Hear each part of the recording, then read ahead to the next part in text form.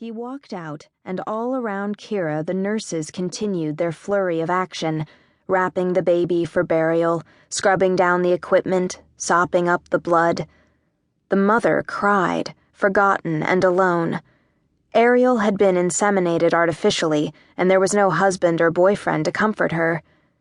Kira obediently gathered the records for storage and analysis, but she couldn't stop looking at the sobbing girl beyond the glass. "Keep your head in the game, intern," said Nurse Hardy. She pulled off her mask as well, her hair plastered with sweat to her forehead. Kira looked at her mutely. Nurse Hardy stared back, then raised her eyebrow. "What does the spike in temperature tell us?" "That the virus tipped over the saturation point," said Kira, reciting from memory. "It replicated itself enough to overwhelm her respiratory system, and the heart started overreaching to try to compensate." Nurse Hardy nodded, and Kira noticed for the first time that her eyes were raw and bloodshot. "One of these days, the researchers will find a pattern in this data and use it to synthesize a cure. The only way they're going to do that is if we—" She paused, waiting, and Kira filled in the rest. "Track the course of the disease through every child the best we can and learn from our mistakes. Finding a cure is going to depend on the data in your hands." Nurse Hardy pointed at Kira's papers. "Fail to record it, and this child died for nothing."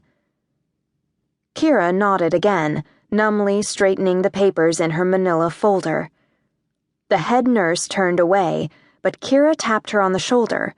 When she turned back, Kira didn't dare to look her in the eye. "Excuse me, ma'am, but if the doctor's done with the body, could Ariel hold it? Just for a minute?" Nurse Hardy sighed, weariness cracking through her grim professional facade. "Look, Kira," she said, "I know how quickly you breezed through the training program.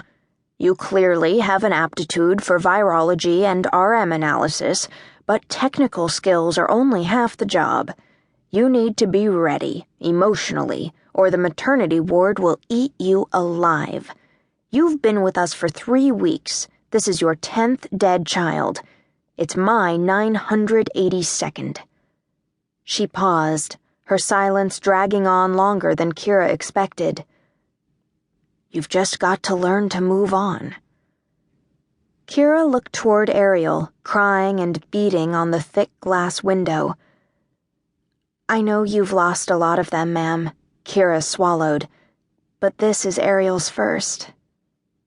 Nurse Hardy stared at Kira for a long time, a distant shadow in her eyes. Finally, she turned. "Sandy." Another young nurse, who was carrying the tiny body to the door, looked up. "Unwrap the baby," said Nurse Hardy. "Her mother is going to hold her." Kira finished her paperwork about an hour later, just in time for the town hall meeting with the Senate. Marcus met her in the lobby with a kiss, and she tried to put the long night's tension behind her. Marcus smiled, and she smiled back weakly. Life was always easier with him around. They left the hospital, and Kira blinked at the sudden burst of natural sunlight on her exhausted eyes. The hospital was like a bastion of technology in the center of the city, so different from the ruined houses and overgrown streets, it may as well have been a spaceship.